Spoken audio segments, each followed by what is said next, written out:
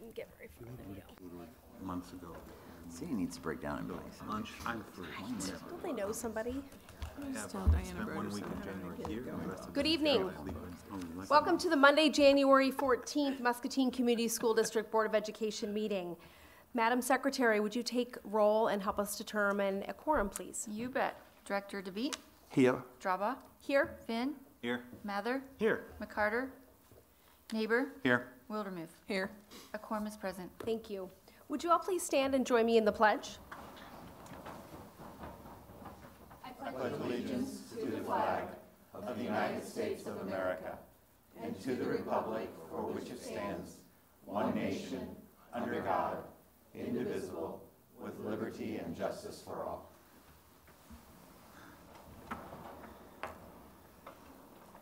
I'd like to welcome all of our visitors this evening and our media representatives that are here. Thank you for joining us.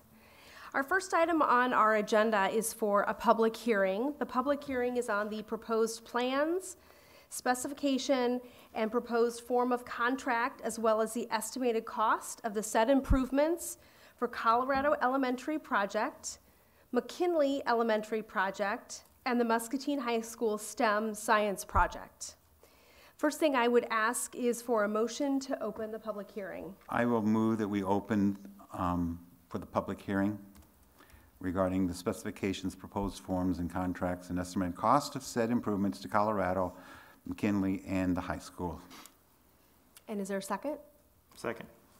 It's been moved and seconded to go into public hearing. I'm going to assume there's no discussion about that. All those in favor, please signify by saying aye. Aye. And opposed? Madam Secretary, did we need a roll call vote for that? Yes. That would be the part on the agenda where it says roll call vote. So that was practice. Could you do a roll call vote for us? You bet. Director DeVete, Yes. Draba, Aye. Finn, Aye. Mather, Aye. Neighbor, Aye. Wildermuth. Aye. All ayes. Thank you. Do we have any discussion on any of the said projects? It was a pretty big list in that public hearing. Any discussion from board members? Jerry, do you have anything you need to add? I don't think so. Again, this is kind of an opportunity if the public has any questions, and we have people here that can answer those. I'm not saying it'd be me, but we have people here that can do that. And Madam Secretary, did we receive any written or oral comments? I did not. Okay. Is there any discussion from board members? Well, if there is no discussion nor we did receive any written or oral comments, I move to close the public hearing. And is there a second? Second. It has been moved and seconded to close the public hearing. I will read my agenda carefully and follow my directions. Madam Secretary, would you do a roll call vote for us? Director DeVete, Aye. Draba, Aye. Finn, Aye. Mather, Aye. Neighbor, Aye. Wildermuth. Aye. All ayes. Thank you. Got to be able to poke a little bit of fun at yourself, right? All right. The next item then on our agenda is our Citizen Speaks portion of the agenda. This is where we allow anyone from the community or in the audience that would like to address the board. We would ask that you step to the podium and state your name and address for the record. We ask that you limit your comments to 3 minutes and to please understand that the board is not able to respond to your comments, but would be happy to hear from anyone that may wish to address the board. All right, I'll assume there's no one for Citizen Speaks. The next item on our agenda is our Student Council update.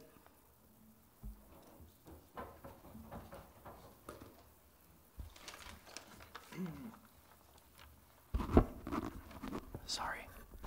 Hello, my name is Tom Reinier, and I am a senior in the Student Council. My name is Franklin Amaya, and I'm also a senior in the Student Council. We have a few things to go over here.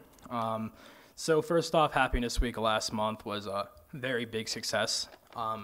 Students enjoyed everything from free treats to crafts to encouraging messages posted throughout the school, and even a dog day on the Friday of that week. That's always the most popular day, and I can't argue. It's very, very stress relieving. The biggest thing about it was we were trying to target mental health advocacy because, you know, there's a very big rise in mental health in students. So we wanted to try to combat that. The next thing is senior survivor packets were returned last Friday. As of right now, we have 6 teams that are going to compete. Although our fundraising rules and guidelines for what they can sell have changed, we do expect a large income of money to come.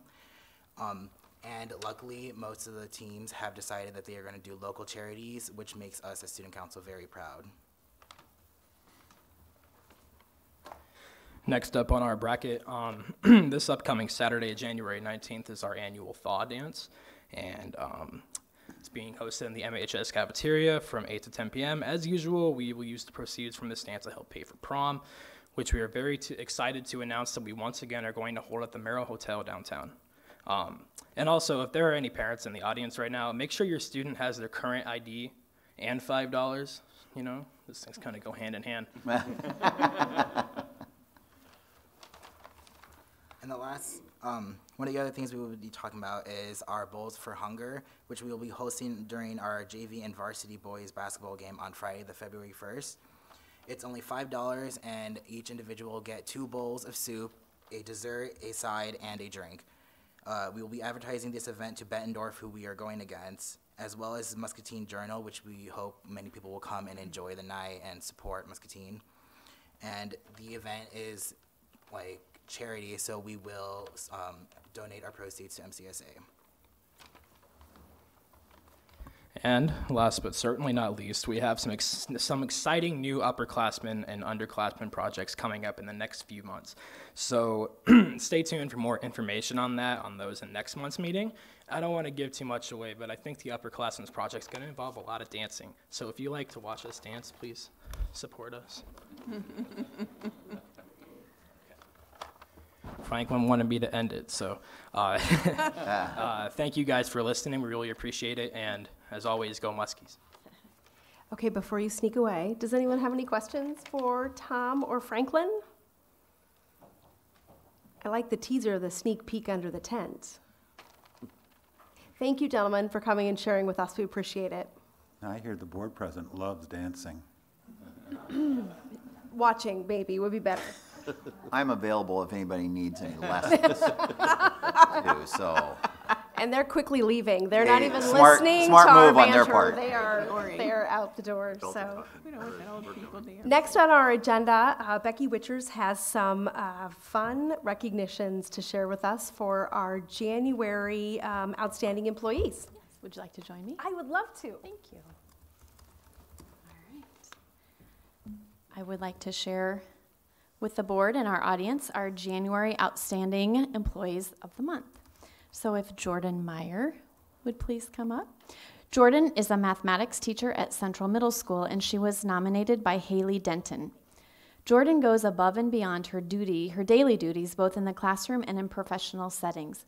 In the classroom, Jordan ensures that her teaching style is engaging to the students while also meeting them at their instructional level. Her classroom is one of respect, learning, and responsibility at all times. Professionally, Jordan is a true leader. She volunteers to help whenever she can and does more than her share of the work to make everything easier for her colleagues. She helps across grade levels to make sure both the staff and the students have a successful year. She is truly appreciated for the work that she does in the school and deserving of recognition for her dedication to the morale and academic growth of students.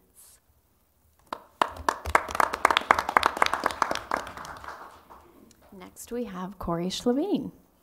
Corey is the media specialist and serves at Grant Elementary and Central Middle School, and she was nominated by Michelle Dusenberry.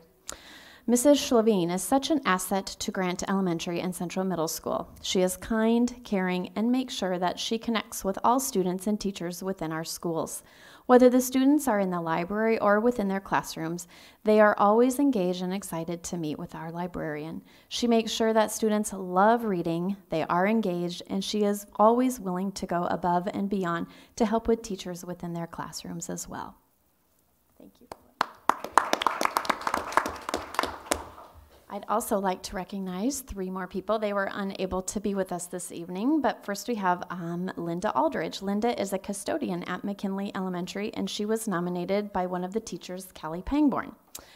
Callie says this: "It is my pleasure to write to you and tell you all the ways we appreciate Ms. Linda. She embodies the spirit of McKinley by going above and beyond the expectations of her duties. I am sure that it would be much quicker to just empty trash and sweep as the nightly duties, but Ms. Linda does so much more. You can always smell where Ms. Linda has been because she uses hot, soapy water to scrub all of the tables and desks every single night. She unstacks the chairs and puts them back at each table. When I come in the next morning, she has organized my piles and supplies left out on my teacher table. She leaves treats for the kids throughout the year. For Christmas, she made individual treat bags for each of the students in every classroom that she cleans, and a book for the whole class to read. She has even left Valentine's and Christmas gifts for my own biological children, who she lovingly refers to as Chatterbox, because one night, after contract hours, I had to bring my daughter back to school with me while I was doing some extra work, and she really took a liking to Miss Linda. We are so lucky to have her in our school. Thank you, Miss Linda, for everything that you do." Next, we have Amanda Purcell, and Amanda is a special education para at Central Middle School, and she was nominated by Amy Lilienthal. Amanda is a new para in our building for a few students, and one of them being an 8th grader in my math class. She comes into class with such a bubbly personality that her energy becomes contagious. She works great with the kids and has such a can-do and want-to-learn attitude. She does all the mathematical material the kids are doing and asks questions right along with the students, so she is clear on the material. She is not afraid to get involved with the students or help with the curriculum.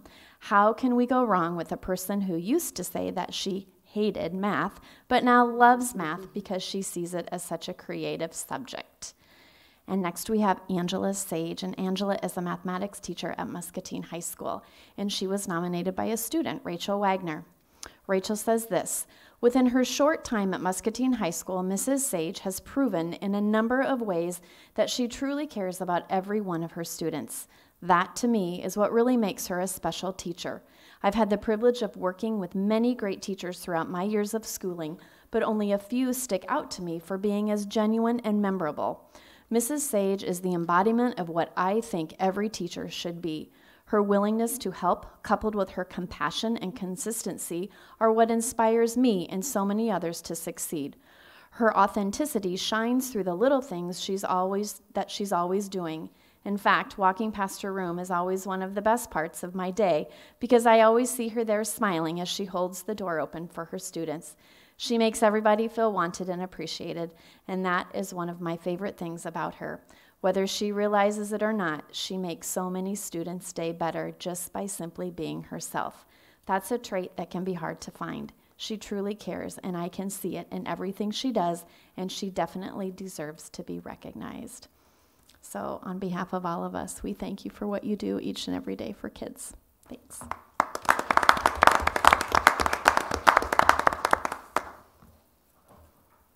Thank you, Becky, and congratulations to our January outstanding MCSD employees that have been recognized. Next on our agenda, under Board Targets and Goals Report, we have a item for curriculum audit update. And Jerry, I think that's you. It is, and I wanted to give the board a little an update of where we're at on this process. One of the things that I had talked about last month was that when my first year here, we had done an audit.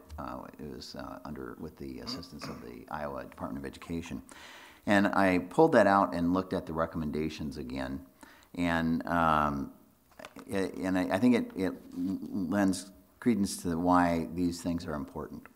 As I went through the recommendations, they addressed that we needed to add rigor to our program across all buildings. We needed better curriculum alignment across our buildings, and we certainly have been working on that.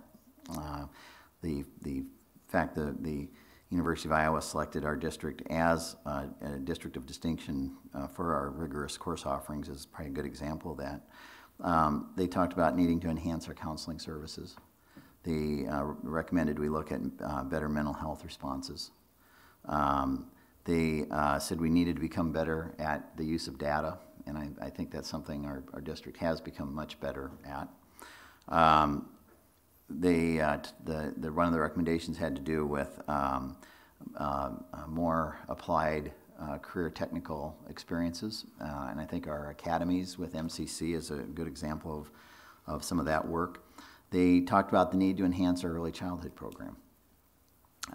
They also indicated that more consistency in behavior responses, PBIS, Leader in Me, would enhance our district. So I think that when you get recommendations from a group of people that have some experience and expertise, and you do work on those things, I think you can get some things done. And I think this will be a really good time for us to look at those things. So when I sat down and looked at those broad areas of possible topics that we would want to have someone look at, literacy and reading instruction, math, performance, college and career readiness, attendance, STEM, the social emotional behavior spectrum, activities and facilities came to mind. Now, when we look at this, this is kind of how I'm envisioning that this would look. What I would like to do is be able to bring this spring 2 to 3 candidates for the board to select. That would be the manager of this, because we're going to need a person to be in charge of this team as they're going through, and also be responsible for putting together the recommendations into a report. That person needs to be someone that has experience, that's respected, but the other side of this, I don't want to have to sell the farm to get this done. And so, we've had some folks that have said, oh, we'd be happy to do that, but it would be probably more than we would care to pay for some of these services. So we're still looking at those candidates, but I'd like the board to be able to select the person they would like to be in charge of this operation, because this is really for the board. Then the board would sit down with that team manager, and when you look at those audit topics, I think what you need to do is the board needs to look at those and either add some, but more importantly, maybe drill down into what specific questions in those would you like answered. Because it's going to be the development of the research questions that are going to get you the answers you need. And I think that's a conversation with this team manager, this team leader, and the board. Then that team manager would go out and recruit people, and I really think there's an advantage to having Iowans come in and from across the state and look at the things we're doing. Looking, I think, with some specific lenses. Do we have policy that supports what we're hoping to accomplish? That's sometimes a place where districts may fall down a little bit on the job, is that you have great intentions, but you don't have policy to back up those intentions. And without policy, it can lose some of its force of play. The budget should be looked at. Are we spending the money where we should be to get to the goals that we want? Is our practice in those areas match what is best practice? Is it research, best practice for those activities? We need to use our performance data as a lens, and then compare those against district goals and targets. And as I had mentioned last month, then having them tie those to Iowa administrative standards and the McCrell Leadership That Works research to identify the administrative behaviors that need to be emphasized over the next term. So that's how I'm envisioning this. I have a meeting, UEN superintendents are meeting at the end of this month. This is an agenda item to look at if they have some suggestions for potential team leaders, but also some possible suggestions for team members, because they're the ones that we really need to be able to dig in and do this work. So that's kind of where we're at this point, and I just wanted to get some input, suggestions from the board, if that seems to be where you would like this to go, or if it needs to be massaged in a different direction. start. No, I think, Jerry, that, you know, we talked last time about it and then a little bit between the last meeting and now. I just, you know, for me, it's important that there's an independence to this audit. I agree. That, you know, is at the board level, even if it could be independent of us, right? You know, Right. in some respect, that we get a clear look at what's, you know, what needs improvement, what's doing well. And then the only other thing I would add is I appreciated sending the 2014, and I saw some of those areas that we've addressed. It'd been nice if they had put some goals in there as what to achieve versus just focus on this area, right? Like, Yeah. you know, if it was counseling, here's what you need to sort of get to exceed, you know, some sort of standard or whatever. They tend to stay away from the, this is how you might get there. It's that way. But, yeah, and I think those did help drive a lot of the work that we did and have been doing over the last 6 years. But yeah, I think that you know, is going to be important as we look at the next phase or next level of our district plan. Is okay. So, what are those metrics that we want to make sure we emphasize? You know, we've identified quite a few of them that we want to use. But we just want to make sure we constantly need to recheck, is that still true north? Mm-hmm. And so I think, and I completely agree, it needs to be an independent third party. The worst thing that could happen is we go through this and it looks like, well, it was one of the superintendent's friends that did that, or, well, they came in from New Jersey, what do they know? We need to have people that understand Iowa and understand education. I do second this point to what Aaron mentioned, that, and what you just mentioned, Jerry, that, yeah, the team should be an independent team, but I would like also to see the board have some connection to this team and work closely with this team, because at the end, as a policy-making body here, as a board, we need to be aware of what this team is doing and their recommendation and so on. So I will definitely go for that independent team, but working with them as a board on all these points. Typically, what would happen is after they've done their investigation, and they'll put together, they usually do a Exit report. they do an exit report usually before they leave town, a brief exit report of what they found, and then they will work on a more formal report, and then the expectation would be the team leader would come back and deliver that report to the board, so that questions and next steps and those kind of things can be worked through. Thank you. And I believe, as Aaron and John have said, that's very important. What I'm hearing reminds me greatly of the old NCA, yeah. reports. And Yeah. exactly what you just stated was, they never set the goals for you. They said, here are some areas that you have strengths in, here are some areas that need improvement, and then they'd give you that 30-minute exit report, and then down the road, they would give you an in-depth report and come back and explain that to you. And I think that's key, is when they come back, that we as a board are there listening to what they're saying and being able to ask questions. And it's very possible that they can give us maybe a few suggestions on what directions we need to move, how we can do that. And we have a collective body that would also be able to know from our own experiences here in Muscatine what we need to do. You know, one of the things, I think I can speak for all the staff. We are certainly not afraid of anyone coming in and lifting up the hood.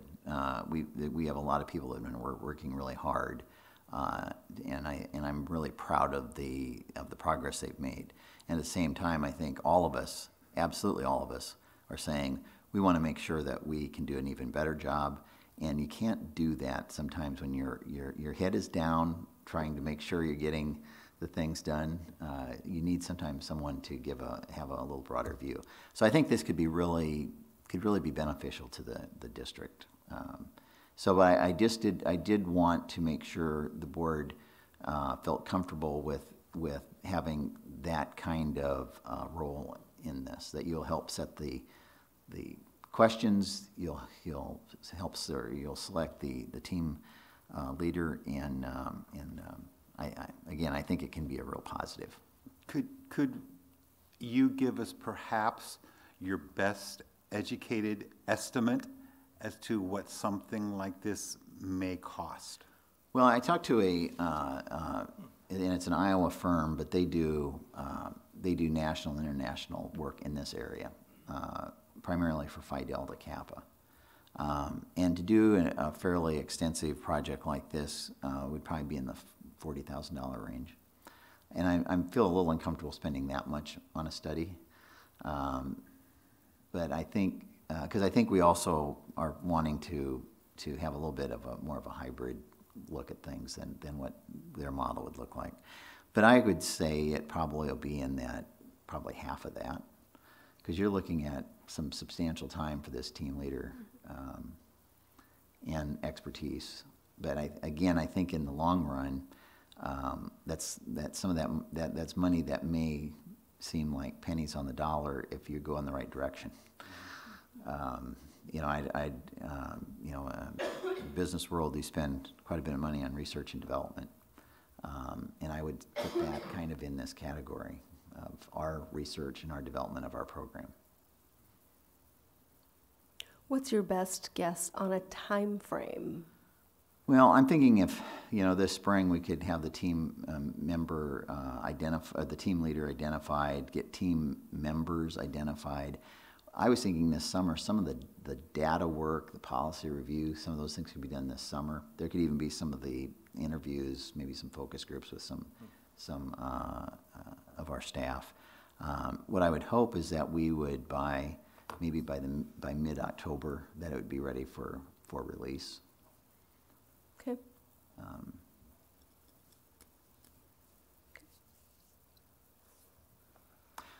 So if any of you have any thoughts on, don't hesitate to give me a buzz on that. But like I said, I'll give you an update next month on where we're at on the team leader work. It'd be this. I can tell this would be a great job for somebody, because I have a feeling as more people, I think, will look at this model. And this would be a great employment opportunity for someone. Any other questions for Jerry? All right. Jerry, thank you for that update. Thank you for sharing the state report from 2014 with us as I well. know that was, thank 45 Lisa, pages because of- she had the good sense to file it under something that could be found. I don't know what I filed it under. At the time you think I'm being so clever. Probably it's under, I'm glad that's over. All right, the next item then on our agenda is our consent agenda. The following items are considered to be routine by the Board of Education and will be enacted by one motion. There will be no separate discussion of these items unless the director so requests, in which event the item will be removed from the consent agenda and considered in its normal sequence from the agenda. Those items are minutes, employment recommendations, bills and claims, special education contracts. What are the wishes of the board? I'll move to accept the consent agenda. And is there a second? Second. It's been moved and seconded to accept the consent agenda as presented. Is there any discussion? Hearing none, all those in favor, please signify by saying aye. Aye. And opposed? And the motion carries. That takes us to item E, to approve the early retirees for FY19. Jerry, do you have anything you would like to add? We all received, I think, a copy of of letters. Every year you see some names on that list that you see really all the names on that list. You see people that have given a lot of years of service to this district and to our kids, our community. And every one of them will be missed. And the good news that we seem to always find people that will step up and kind of fill that void, but it doesn't. These are people like family. So I really appreciate all that they have done to serve our students, and I wish them the very best in the next stage of life. What are the wishes of the board on the early retirees? I had one question. Yeah. Did it meet our expectation for numbers in terms of kind of where we thought? You know, it's down a little bit from years past. I think there were 13 on the list. But, you know, we were looking at our district seniority list the other day, and one of the things I noticed is that the most senior person started about 10 years after I started, which means that we are getting a younger staff. And so my guess is that this might be the new norm of folks taking this. And also I think there's some uncertainty with where healthcare is going to be, what insurance rates are going to be. And so I think it is also more difficult for staff to make that decision if they are not going to be able to access Medicare at the end of that 5 years. And I certainly understand that.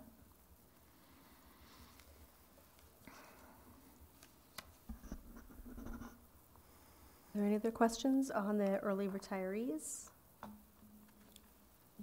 If not, I would entertain a motion. I'll move. It's been moved to approve the early retirees list for FY19. Is there a second? Second. It's been moved and seconded to approve the list as presented. Is there any other discussion? I would echo Jerry's comments when you read through the list. It's a lot of years of service combined. A lot of people who've given a lot to our district and our students. All those in favor of approving the early retirees list for FY19, please signify by saying aye. Aye. And opposed? And the motion carries. Next on our list is to approve the request to the School Budget Review Committee, also known as the SBRC, for modified supplemental amount and supplemental aid. Tom, I feel like this has your name written all over it. Yep. So tonight we're getting ready to approve our 2019-2020 returning dropout and dropout prevention at-risk program in the amount of the property tax portion in the amount of $1,087,877, which if you look on the third page of this board document, that is the maximum that we can request, because it's a formula driven based on per pupil per pupil. So on the second page of our board book handout is our total at-risk budget going into next year, and I put down on the right-hand side how that's broken down by teachers at MHS, both middle schools, alternative learning center, success center, an elementary reading support position that is 11 positions. There's 3 guidance counselors, and then we also budget some summer school programming into our at-risk budget. And then there's some support staff, attendance coordinators, a part-time JCL, because the other half of that position is funded through the state of Iowa. A behavior interventionist, so that's about 3.5 FTE. And then we do have some para support, district-wide, and then at all of our buildings, elementary school, and both middle schools and the high school, that are about 4.5 FTE. And then when you add their benefits, estimated benefits, and then we also have the 3 resource navigators. A majority of that cost is funded out of our at-risk budget. And then some professional development and some books, periodical supplies. There's $16,500 for our alternative learning center software is included in there. And for those people at home, JCL is the juvenile court liaison that we share cost with the so that is what we're asking for approval tonight. And Tom, there's a change in the way this is done this year, is that correct? So basically the code changed where the Department of Ed no longer approves our plan. The school board approves the plan, and then it just automatically goes to the SBRC for approval. So that was kind of the big change. I don't know if you want to call it deregulated, but it kind of put more local control on it than the Department of Ed saying yes or no to our service areas. So anyway, that's the property tax portion that we're asking for approval tonight. There's also, the property tax portion would be like 75% of the total amount, because we have to take 25% from our unreserved, undesignated fund balance to put into this, or revenue not designated for anything. And then there's also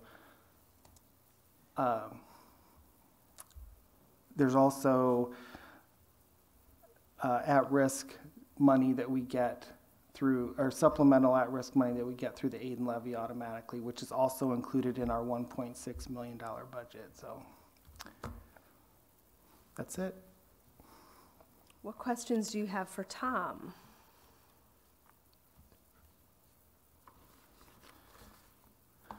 And if there are none, I would entertain a motion.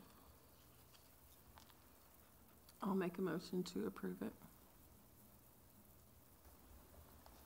Second. It's been moved and seconded to approve the request of the School Budget Review Committee, or the SBRC, for modified supplemental amount and supplemental aid for the 2019-20 year. That is for the at-risk dropout prevention program. Is there any discussion on that? Hearing none, all those in favor, please signify by saying aye. Aye. And those opposed? And the motion carries. Thank you. Thanks, Tom. The next item on our agenda is to approve the resolution to dissolve the Muscatine Community School the Muscatine Community School Foundation.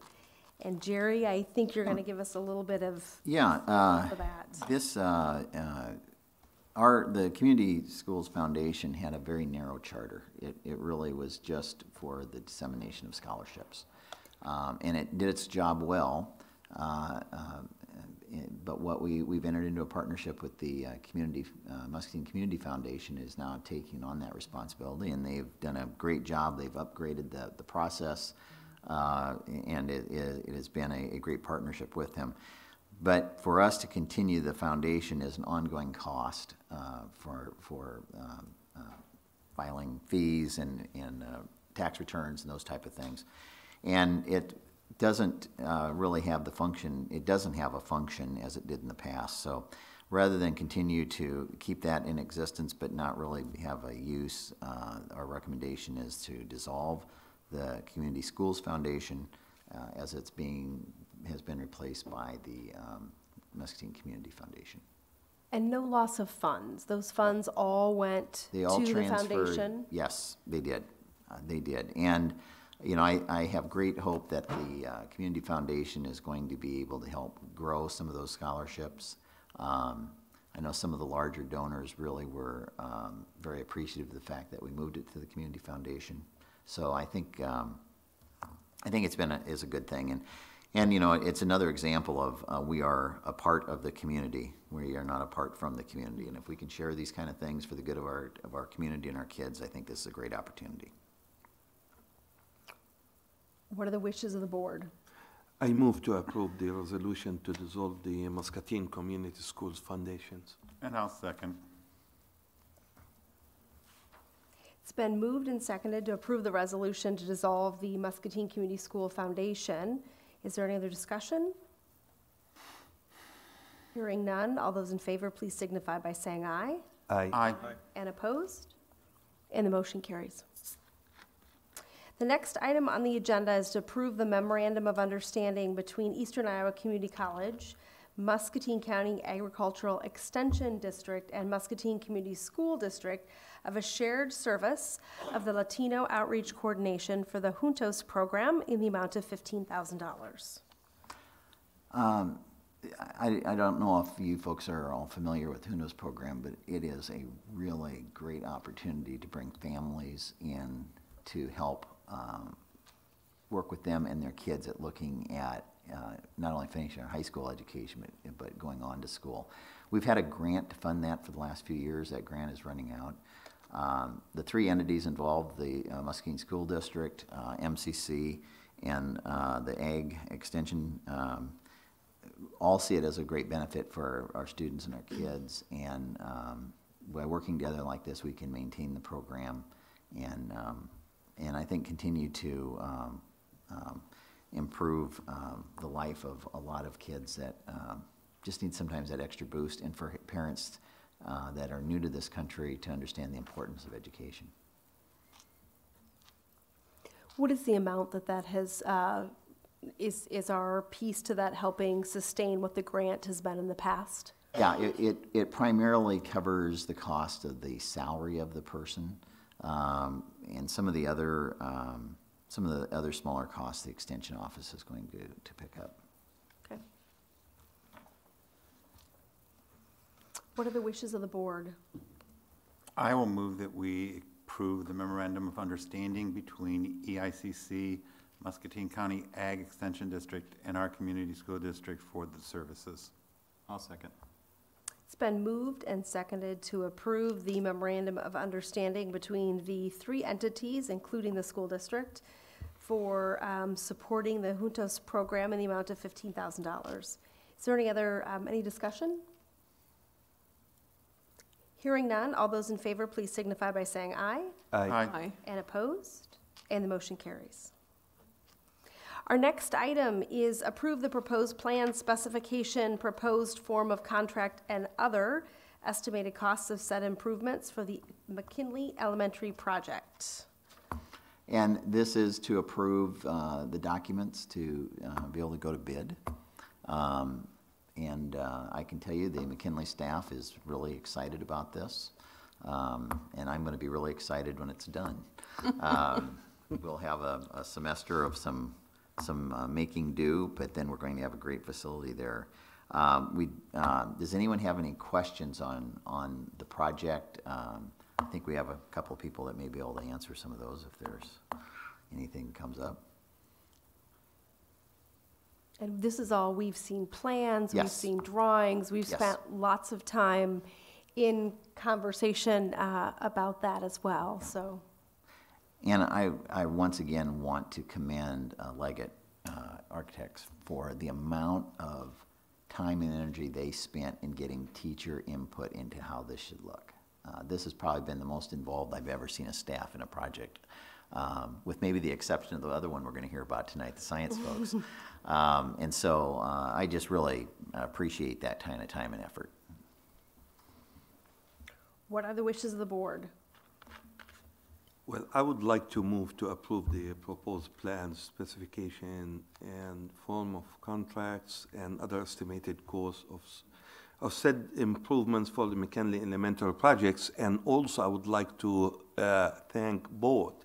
I mean, your team here and also McKinley team, as Jerry mentioned.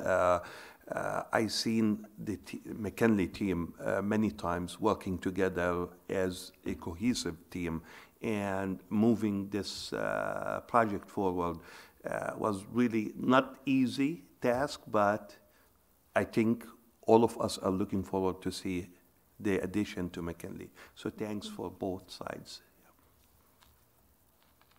Is there a second? I'll second. It's been moved and seconded to approve the proposed plan specification, proposed form of contract, and other estimated costs of said improvements. And I believe then once once we vote, and assuming it's passed, that you all will put that out for bid. All right. Is there any discussion? What does that time frame look like? Can we have bids back next week and then break ground the week after, or is that pushing it too much? Okay. There's no other discussion. All those in favor, please signify by saying aye. Aye. Aye. And opposed? And the motion carries. And the work begins. The next item on the agenda is to approve the memorandum of understanding between the Muscatine Community School District and the Muscatine Education Association to endorse and commit to an interest-based problem-solving approach to negotiations. And at your seat, you have a yellow piece of paper that kind of explains a little bit about the difference between the typical model used for negotiations compared to interest-based problem solving. Lynette Clays, there she is here tonight. She's representing ICA and MEA. We have had, so we've gone through training with our staff on this. We've had 2 or 3 meetings where we've been using this model to work through how we're going to make sure that our teachers at Colorado and the restructuring of the 6th grade, how do those get placed. I really feel like things are going really smoothly because we have used this model. We are working with, one of the most valuable assets any district can have, and that's its teachers. And as I'm saying that on the eve of the 2nd largest district in the United States is going on strike tomorrow. We have people that are really committed. They want to do the right thing for kids. They want to do the right thing for our district. And the picture on the sheet there couldn't be more appropriate. We're all in one boat. And the ship of Muscatine Community Schools, if it's going to continue to head true north, we have to have everybody having the oars in the water pulling in the same direction. We have talented teachers. They want best for for our community. This really gives us an opportunity to work with them. One of my goals is to make sure that we are able to attract and retain quality teachers. And so if we're going to do that, we're going to need to work together with our staff. And how do we fairly compensate folks? How do we give them a voice so that they have a meaningful voice in the district, and that both sides are listening. As my very first superintendent told me, he said, when the teachers talk about how bad the administrators are, and the administrators talk about how bad the teachers are, the public believes both. And we absolutely cannot have that kind of situation, and we haven't had that kind of situation. So I'm excited about this. It is a model that is part of the PERB package. I'm not sure if that's the right term, but we'll coin it tonight. So we will approach, when we sit down to work on contract negotiations, we'll approach it differently. We'll approach it from the standpoint of what does everybody hope to achieve? What does everybody want for the future of our district? Working together, can we get there? And I have great optimism for this. And so tonight, what the board is doing is kind of putting its stamp of approval on this and saying, yes, this seems like a good way to do this, and especially as we move into some uncharted waters now with labor negotiations changing.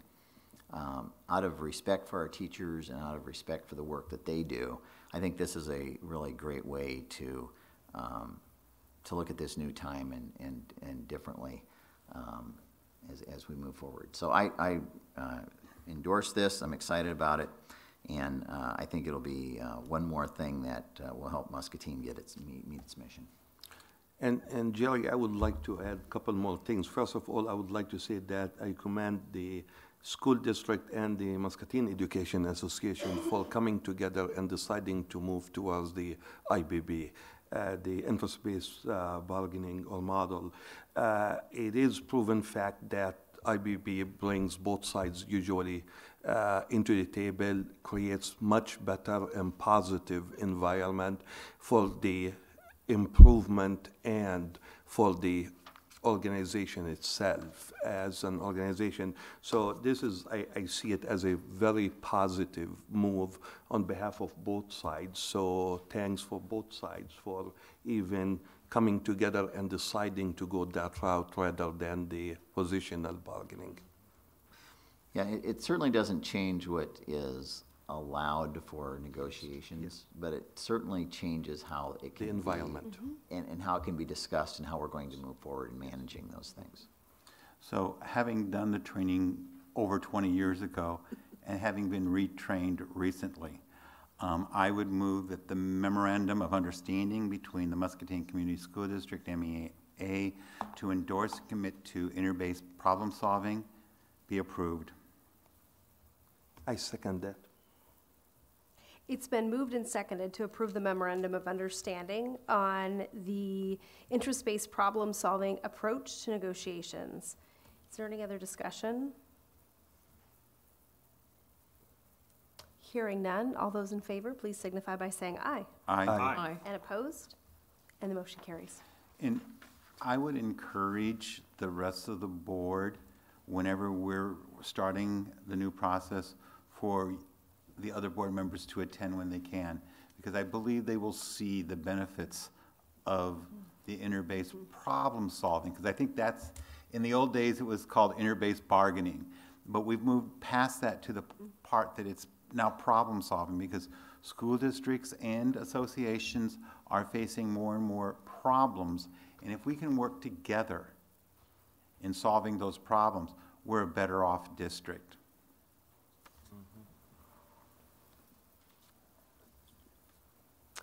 Next on our agenda is to approve the lease agreement between the City of Muscatine and the Muscatine Community School District for maintenance, operation, and the lease of Tom Bruner Field.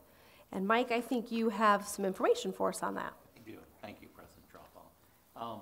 I'll give the board a little overview, and then maybe I'll start with some history on this contract. Is that in the past we've been in a joint contract with MCC and the district with the city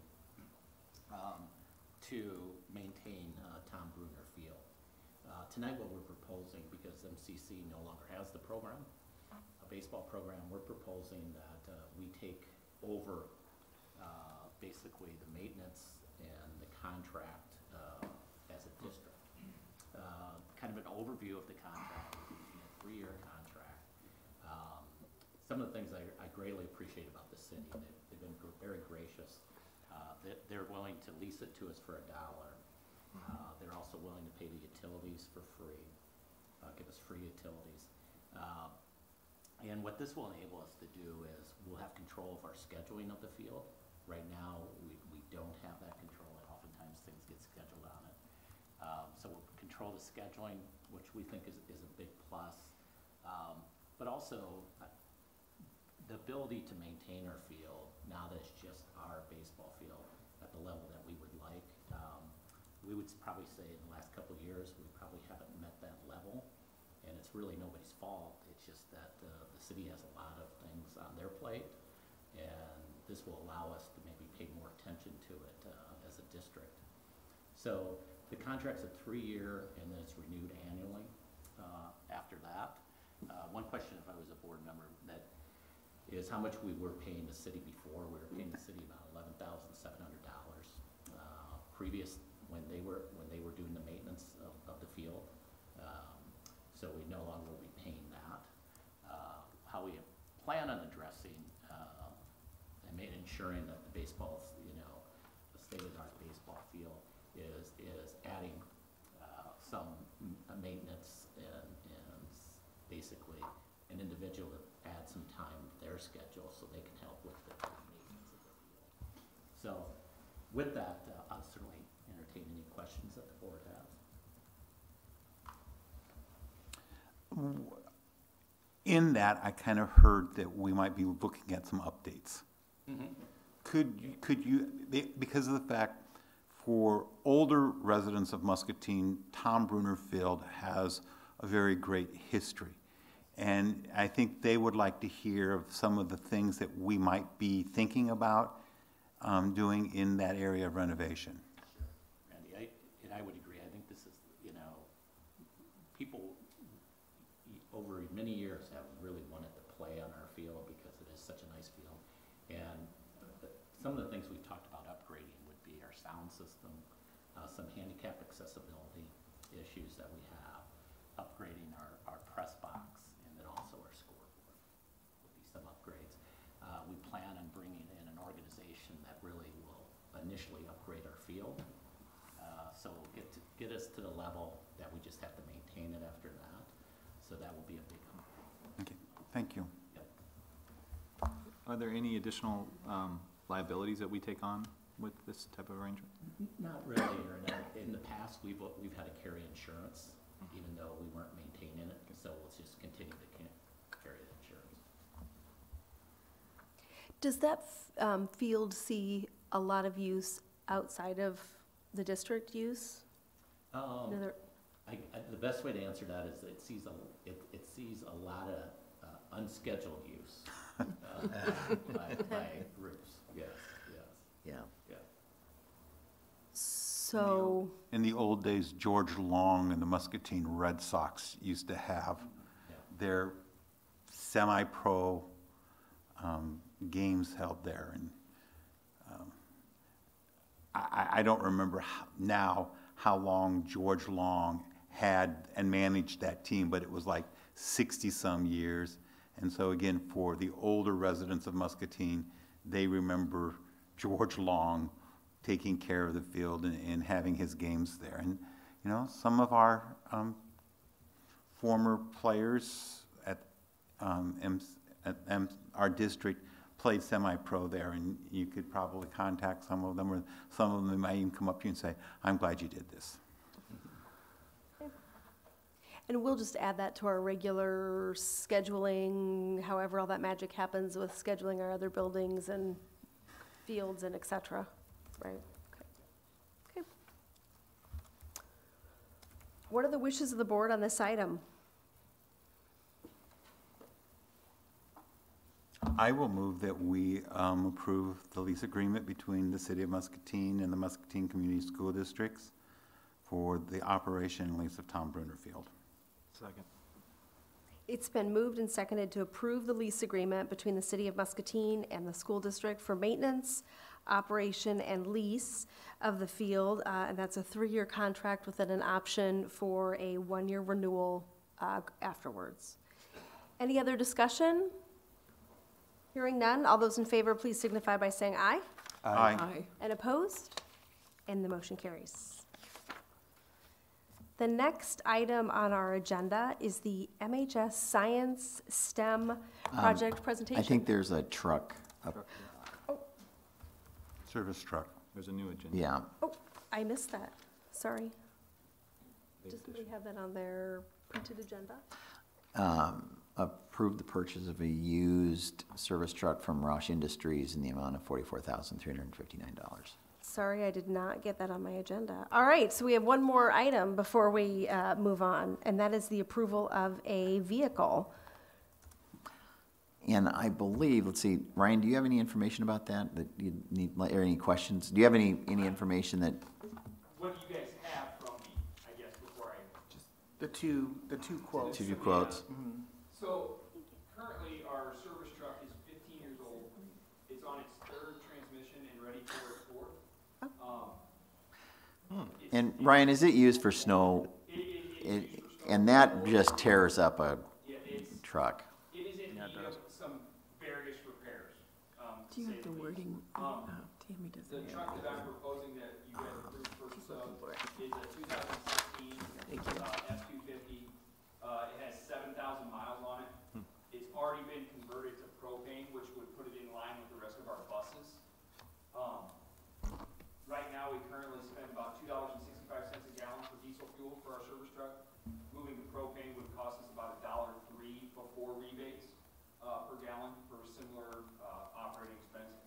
We also save, I would say, approximately $6,000 a year in maintenance costs on that vehicle. So, happy to answer any questions that you guys have. Does it have AM, FM, CD?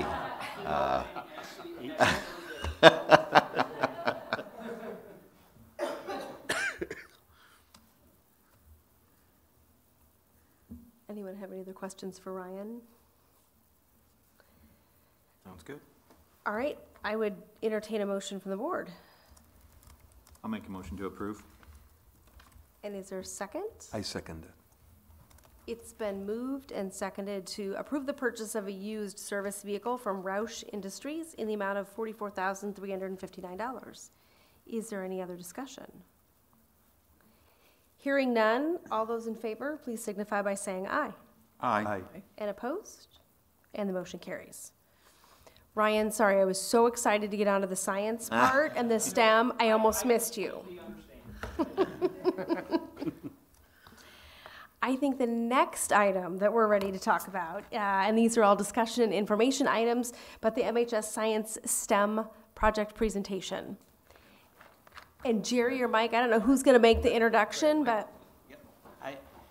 Tonight, we're going to provide the board an overview, basically 3 different areas. One is the process that we used for this project.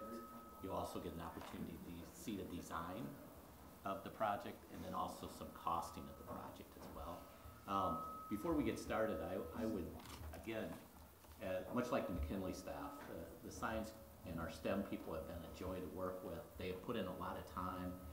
This group has visited several different schools, and I think you're going to see tonight how that's been incorporated into the design.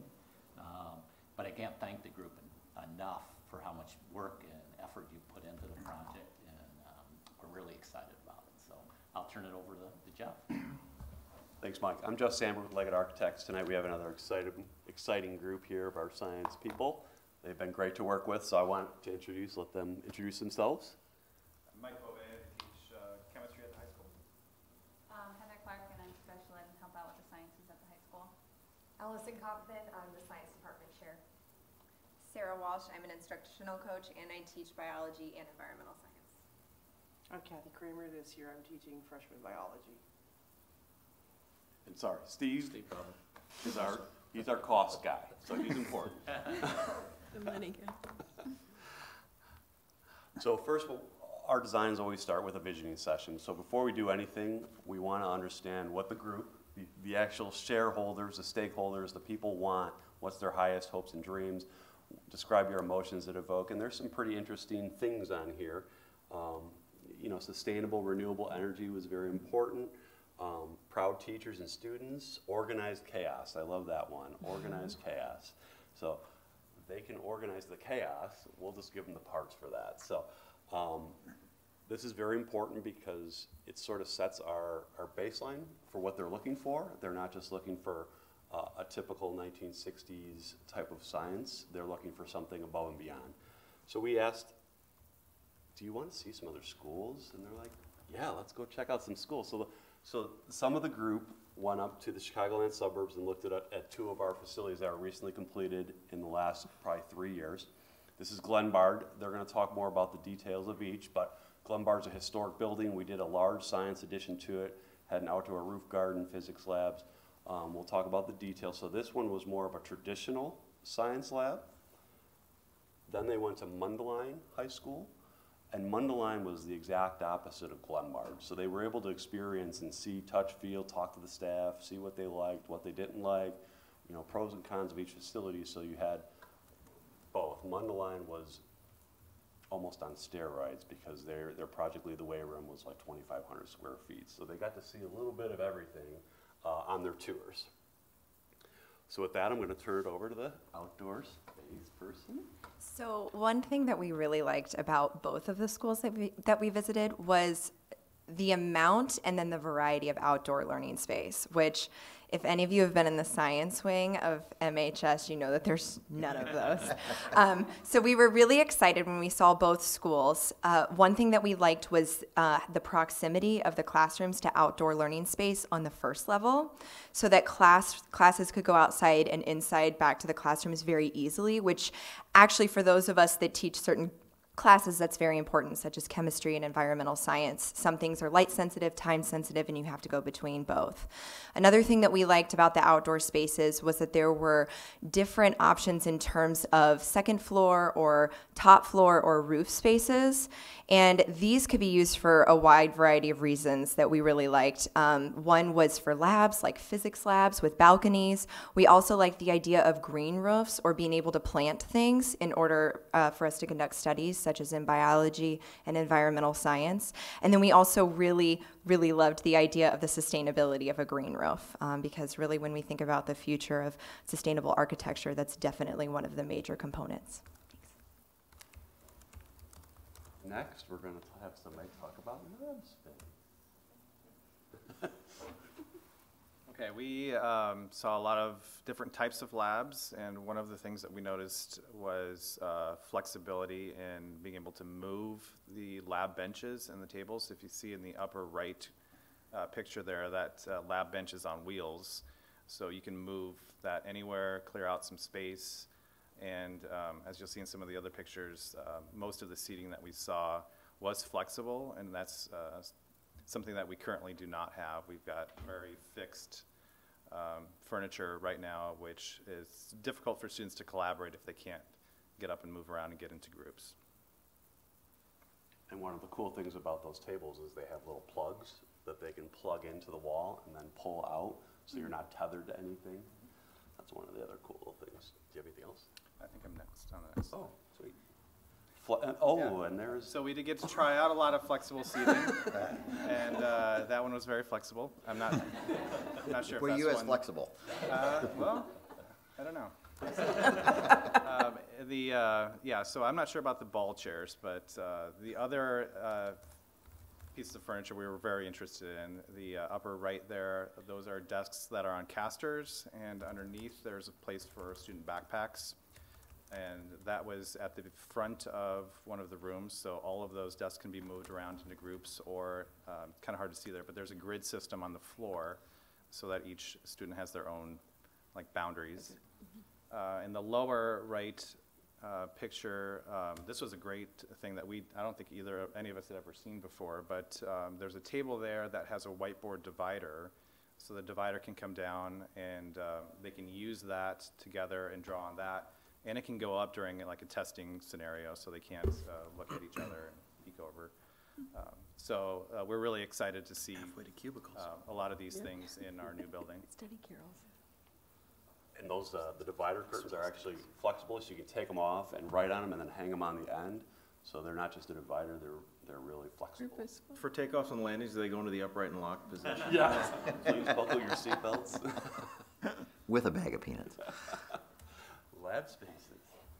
And then one of the things that really stood out to us as we toured the facility, sorry, not quite as tall as Mike, were the lab spaces and to actually see them in practice. And we were really blown away by the space at Mundelein with, 2,500 square feet.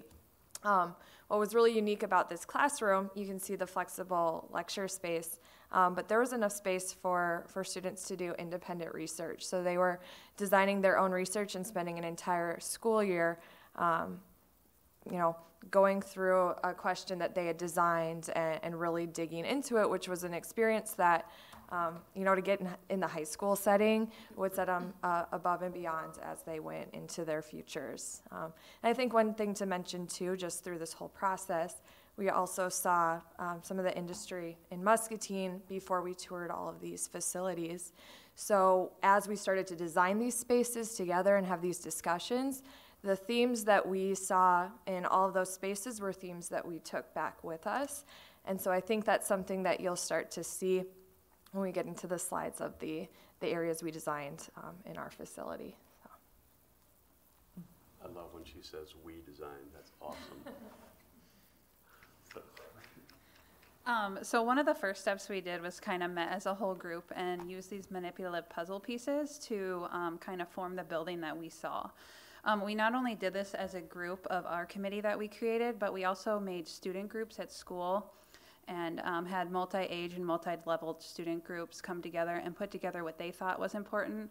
And then we also brought this back to our PLCs for chemistry, physics, and biology to kind of see what each department thought was as important. And so together we put it together and kind of got everything that everybody needs and wants. So excellent. The group was very creative in their collaborative design, the block movements. They didn't want to stop. They were like, can we do it again? Can we do it again? So it was a great group.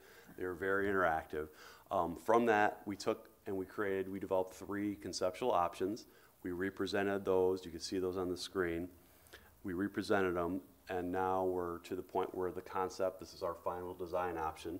The purple there is where the addition's going to go, right adjacent to the front entrance. And then the floor plans, Steve, I'll walk up here really quick. So the first floor, this is your existing hexagon commons. Main entry for after-hour events would be on this side through here. We'd have a lockdown door here, and then you'd have this STEM collaborative area with open operable partitions that will open up in the lobby so you can have this large breakout STEM space here. You'll see when we get to the section, this is a learning stair. So we're trying to get more action, more presentation on the stair. So we'll show you a section of this. This steps up and down, almost like a seated riser for kids to sit there, watch a presentation, interact, collaborate. So it just gives them a different type of non-sterile environment Back here is more of like the electrical, the storage prep, a lot of storage needed for science. That's behind and underneath the learning stair. Up here is the 3 physics labs. We're going to talk about those in depth. We're going to have the group talk about them. And then down here are, we call them the general labs. You guys call them the, what was the name? Life sciences. We call them general labs. So on the upper level, here's that learning stair. So when I show you this section, this will make a lot more sense. You'll have seated areas here, a little mid landing there, more seats there, and then there'll be a presentation wall up above. Upstairs has the chemistry with prep labs here and here. This is a staff collaboration workroom, and then a SPED lab down here at the end. Egress stairs at each end, and there's a 2-story atrium here, and then the outdoor learning is in this general area. So that's the clip notes of that. The outdoor learning area is green space today? No, well, where it will be, what it will be, no, that will be on top of the roof. Second floor, That will be sorry. like that picture, the first picture we showed from Glenbard. Yes. And I'll show you that in the section. So this is what the perspective standing outside the main entrance looking to the left. So the lower level is masonry brick to blend and connect to the existing structure. The top is going to be a metal panel with horizontal motion, gives a lot of energy back and forth. It's just something modern and edgy to indicate the STEM and the science, all those interesting things that go with it. And then you can start to see the roof garden is going to be above the event entry.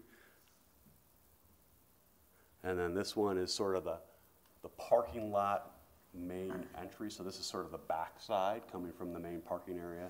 So you'll sort of nestle right between the gym and the new science lab. And this is that section, and then I'll turn it over. So this is like if you take a knife and just cut it through the building, so you can start to see this is that learning stair here, and this is your existing hexagonal commons right there. So you'll create this open collaborative area outside that STEM area, so that will create this community hub is our intent, and then you can start to see all the classrooms beyond. So who's getting hot STEM? What do you got left? Talk about the guts of it.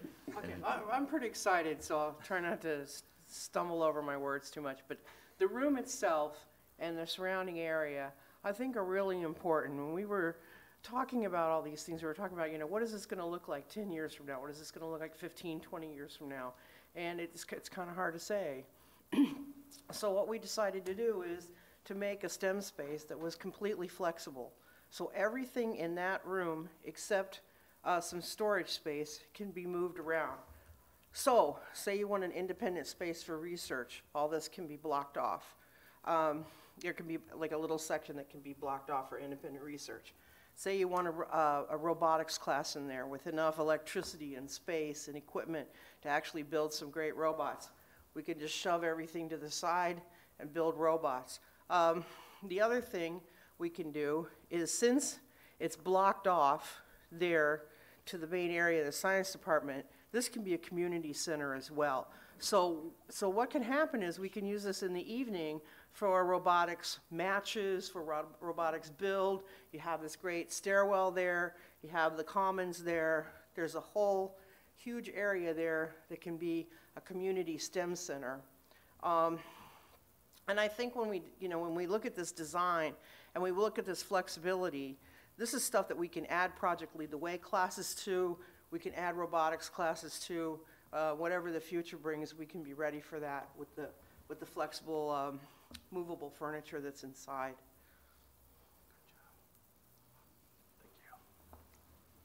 I love letting the science teachers talk about their individual spaces. It's much cooler than me. So go ahead, Life Science. Yeah, so what'll start to carry over. So as you saw in our pictures, when we went on our tours, we took those things and we carried them over. And so just one thing to point out, like in our life science labs, you'll see in the picture more of those traditional seats that's just to represent how many students we would envision in that class. So by no means would we envision to just have desks or whatnot. We'd want that movable, flexible space. And so when we were designing our life science labs, or more of those general labs, one, we wanted the space to move around, to easily access that outside green space that we would have on that main floor. And then to have a divide between maybe more of the classroom setting and the labs that we would be doing. So those lab tables would be flexible, keeping in mind all of the outlets and gas and things that we would need, whether we were doing a biology lab or a chemistry lab, to make that flexible space. We designed it in a way that we could cater it to the classes that we were teaching. So right now with our sequence, with our biology classes at different levels, we came up with this design that, like I said, could apply to what we're teaching currently, but also to what we could teach in the future.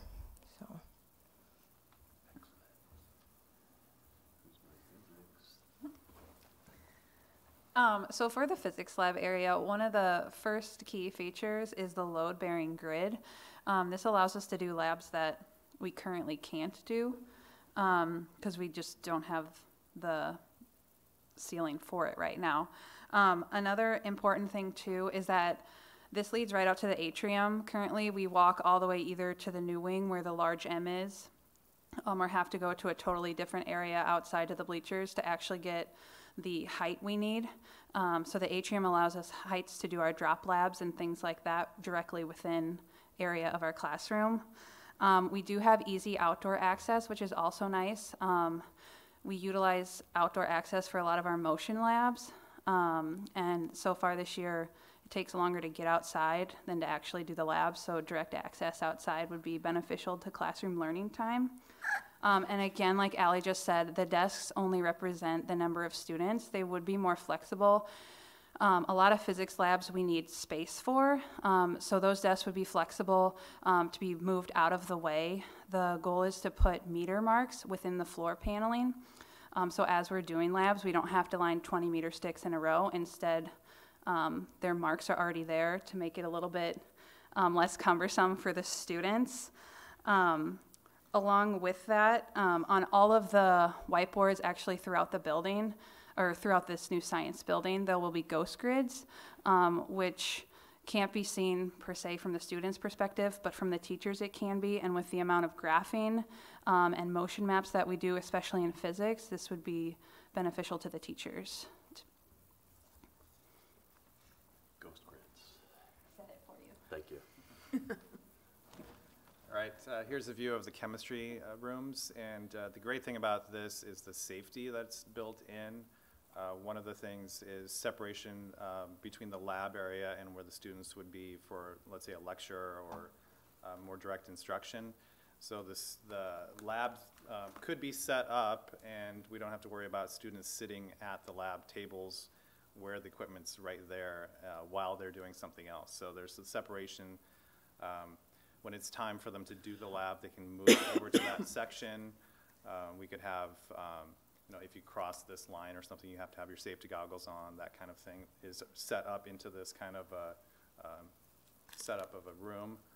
We also have the prep room in between both rooms, so that's another great safety feature. We won't have to have carts of glassware or chemicals to be moved around within the building. We can just put them into that prep room out of the way of students. The seating, again, in the grid kind of seating there is also going to be flexible. All of those lab tables, the white rectangular tables there, are all going to be movable. They will have electricity. You can plug them in, unplug them, and get them out of the way if you need to. On each side of the prep room, there's going to be a pass-through fume hood. So the teacher could go in there. They don't have to block the view of the students. So that's another great safety feature. I think that's Oh, the other great thing is the rooms are so large that there's a projector at the front, a traditional overhead projector. In the back, there's a monitor as well. So that's something that we're really looking forward to, having a room large enough to need 2 projectors.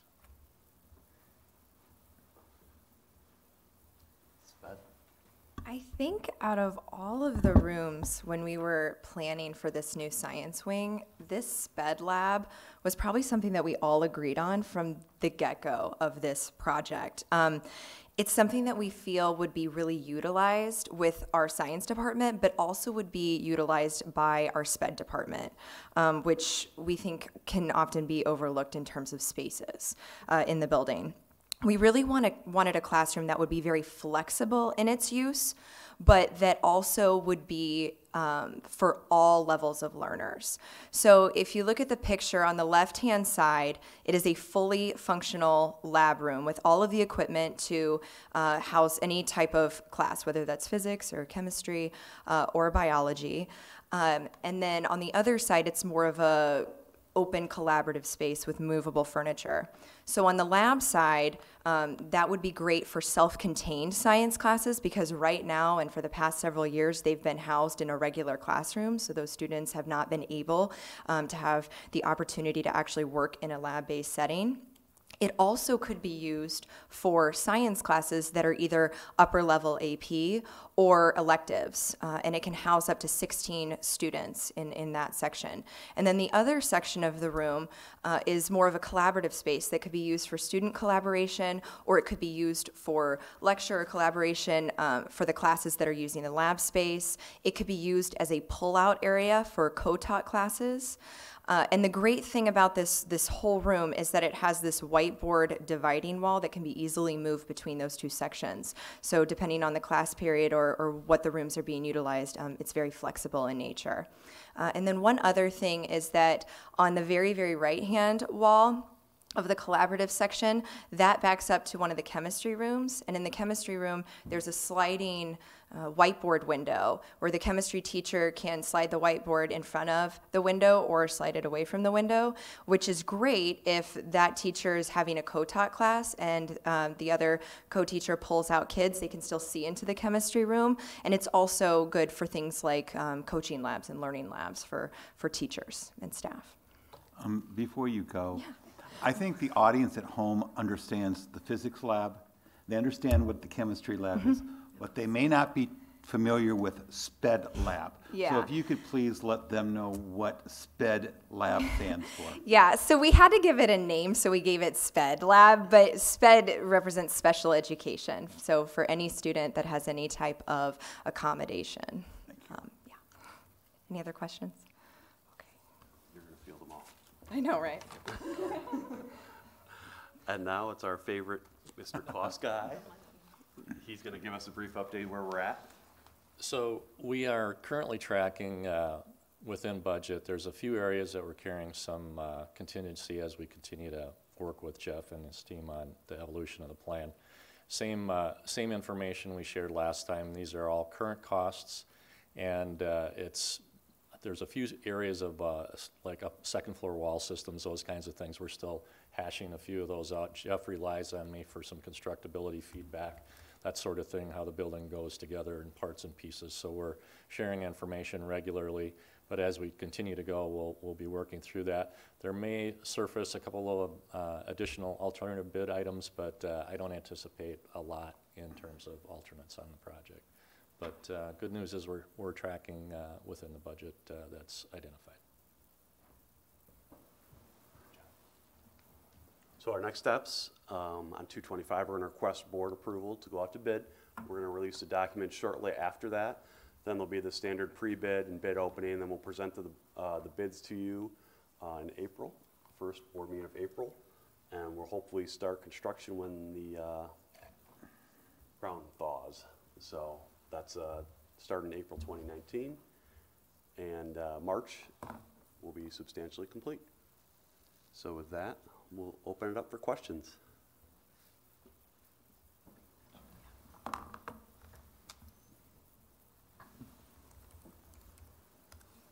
No questions? Well, I have a few. Oh, well. Mike, right I was up just to writing them you, down. would you? I was just writing them down. Perfect. So first one is, the two schools that you visited, what have the impacts been of those new areas? What have they seen in terms of student achievement or enrollment? What sort of have been the impacts? I can feel that one if you, okay. So they've seen increased test scores, increased participation, more clubs after school. You know, in general, it's been all positive. So they've only been open 2 to 3 years, so the metrics aren't really long-standing right now. But thus far, they've seen positive impact. Yeah, and I think to just kind of jump off of that, some of those terms that we had on the whiteboard when we first started envisioning this, as soon as we as a department walked into that space, we felt those things that we wanted our students to feel. So to walk into that space, we envisioned our students wanting to come in every day and do science and be excited about it. So from our perspective, you know, it was just great to experience that and to feel that. I think one thing that's hard to quantify too is I think they provided a simulation of what the real work environment, the collaborative work environment as well. The other higher level question I had is, so looking at the space and the size and the budget, how did you come about that in terms of number of classes now, future number of classes, you know, with declining enrollment, how do we gauge the right amount of space that we need? Like, how did that come about? So, do you guys want, that was Stanley Consultants helped, originally Stanley Consultants helped participate in the programming. The district confirmed that based on the enrollment, so that's sort of how we ended up with the number of classrooms and the sizes and the student population for each. And then my final one, it's just a little smaller one, but those stairs that lead up to the second floor, are those open to that event entryway? So do you just go up there and empty into nothing when all the rooms are locked? Or I'm thinking of like games and high school games and kids running all over. Like, how is that, how is that sort of I brought that up several times. kept under control? Everybody that was a high school principal brought that up. I wasn't a high school principal. Maybe I was on the kids. And the fact that Terry has said he's going to be up there at every activity guarding that is above and beyond. So we created, it's hard to see, but there's little doors right at the edge to the top. Over here. But we cordoned off the labs, so we have these 2 doors that will block everybody from going into the classroom proper. Same thing down below. I see. If kids get, if we have supervision up there, I'm sure it's fine, but can kids get up there and drop things off into that atrium like the physics classes want to do? Potentially, right now. That's something you would have done. Yeah, I wasn't a principal. I must have been the kid side of that equation. Making me nervous. Well, yeah. That was actually something that we had a concern about when we visited Mendeline. They have this like insane atrium, this very narrow, 3.5-story atrium. And our first concern when we saw it was, oh my gosh, this is a death trap waiting to happen. These kids are going to throw stuff down. And we were actually very pleasantly surprised to hear from the school that they haven't had any issues with an atrium of that size, which would be at least a story above what ours is, other than students holding signs over it asking their partners to prom. That was the one thing that they did say. So that was a concern of ours, but then when we went and visited the schools, they kind of shut that down immediately. I think you can also create sort of an artificial barrier, like with plants and things like that, that are detriments, that are really attractive and important, you know, for the aesthetic, that are detriments for people getting too close to that edge or considering that. I'm a little concerned that you're considering that. Hey, maybe it's experience as a child or parent. I don't know. Maybe both. Maybe both. I just know what it's like, you know, at even football games and things like that, right? And so to have such a great space, and I get, you know, I've seen the stairwells and in other office buildings and things like that as well. They do that sort of cascading, you know, work/stair area. So it's very neat. It just, and when it's wide open like that, it feels like when it's not supervised or during events, it might get a little out of control. Are you thinking about the library? I did. Windows, yeah, that's what Mary said. When Yeah. they're used to all be open. Yeah, and- the library space, yeah. Yeah. That's another one.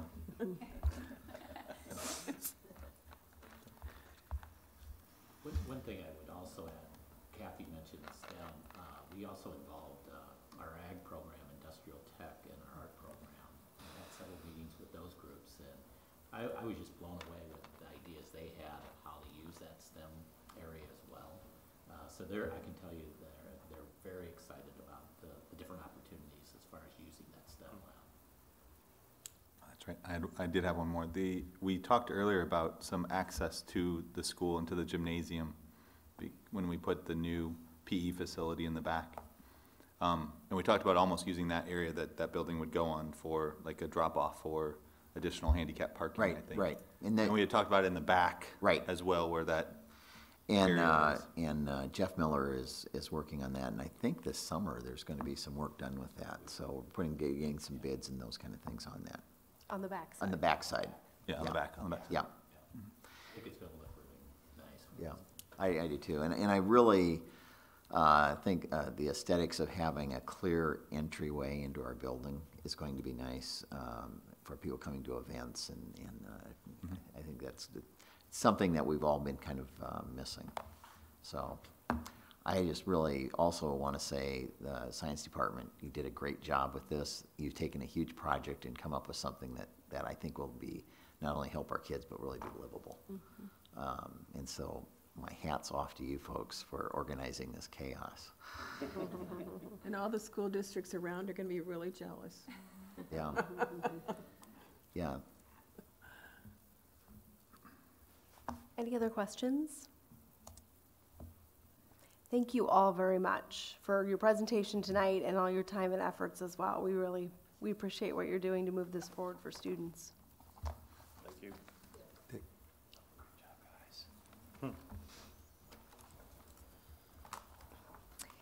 Next on our agenda is our early childhood report.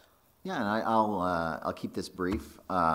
We have been working with teachers and transportation, getting the plan together for fall. I believe tomorrow registration starts for 4-year-olds. We've had some folks inquiring about 3-year-olds, and that will be the same as in the past. We are really limited by the number of 3-year-olds we can take because it has to be done in conjunction with the special education services we provide 3-year-olds. So we're kind of limited to about 30 students. And so that registration will be done after we've completed the 4-year-olds. And you know, that again will be similar in the past because we did not get any state funding for 3-year-olds. We have been working really hard, working with transportation. We think we're going to be able to provide better transportation services for kids in the different attendance areas, because we're planning on opening the building at 7:15, but probably not starting instruction kind of things until maybe as late as 8:30. So there'd be more organized care, but not so much the preschool activities, which will give us a chance to run buses after they've run their first route to pick students up. We're also looking at using paras that will be in the building to help with the bus transportation. So we're working through those details. And I'm really, again, just really excited about what this can bring to our community. We had some people ask if we could have a fee-based model for 3-year-olds, but we really don't want to compete with the private folks with that. And I think we certainly want to make sure we get our 4-year-old program up and running the way it's supposed to be. So we're again getting kind of the projects in line for what needs to be done this summer with the replumbing and sinks and those kind of things, and looking if we need to do any work with that driveway, adding an additional egress in there. But things are coming along, and really confident we'll be 1st of August we'll be ready to roll with those kids. So. The other thing I just would mention with this, and I believe that next month will be on the agenda, we will we'll be bringing the contract for the private providers to the board for approval. We have really been working with our attorney to make sure that the contract includes all those things that are in code that is required of us to get from the providers. And so we'll walk through that next month, what that needs to look like. But again, things are moving along, and we have some really, really good people that are going to make this, I think, a great program for our kids in our community. All right. Any questions for Jerry on the early childhood report? I got my reminder phone call today for registration, or that my directions for tomorrow. So it is tomorrow. Okay, yes. I have no one to help you with. I'm sorry, but I did get my phone call. Yeah. So, a review of November financials. I don't have any comments or red flags or any flags, so unless you have questions, I'm good to go. So. Anybody have any questions for Tom regarding the information he has provided for us? Y'all are so quiet tonight. All right. That takes us to announcements, upcoming meetings and events. January 21st, there will be no school. That is a Teacher Quality in Service Day. So that's January 21st. And February 11th is our next meeting. We will be back here at City Hall at 7 p.m. Does anyone else have anything they'd like to add? Well, I was wondering if Jerry wanted to add the February 8th date with Dr. Ryan Weiss. Oh, thank you. Yes. The director of State Education Department will be visiting Muscatine. He makes a point to get out to different schools throughout the year. And we have a number of things that we're excited to share. I will certainly give a report on the 11th about that visit. We're sending out some press notices on that as well. So it's like I said, there's a lot of things that we are really excited about sharing, and it's always good to see Ryan in Muscatine. Anything else we need on our calendar? If not, I would entertain a motion for adjournment. I think we want to stay here longer. Unless you all want to hang out. I think I heard Nathan may put the motion on the table. Did I hear Aaron second the motion? Okay. I think I did. And I'm assuming there's not going to be any discussion. All those in favor, please signify by saying aye. Aye. And opposed? And the motion carries. Thanks, everyone.